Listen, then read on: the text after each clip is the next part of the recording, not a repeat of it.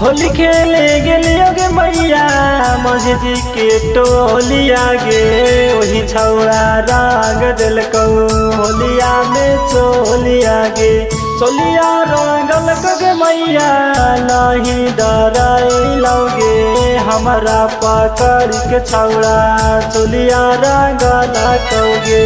होली खेले गेलियो गे मैया मझजी के टोलिया गे वही छौड़ा रंग दिलकौ होलिया में चोलिया गे।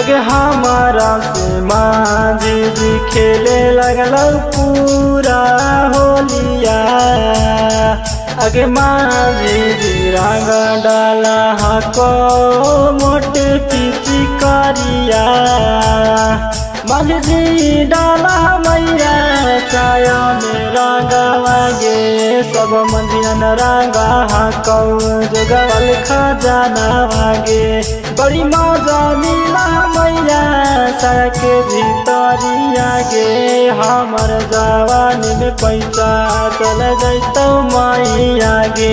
होली खेले गेलियो गे मैया मझजी के टोलिया गे वही छौड़ा रंग दिलकौ होलिया में चोलिया गे।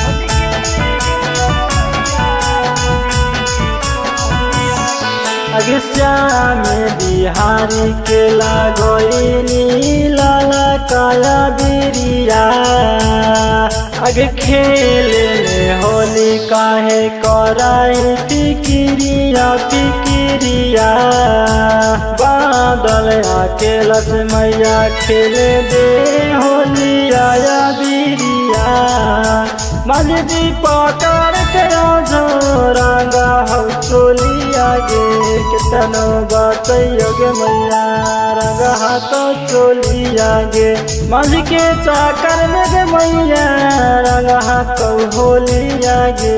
होली खेले गेलियो गे मैया मझदी के टोलिया गे वही छौड़ा रंग दिलकौ होलिया में चोलिया गे।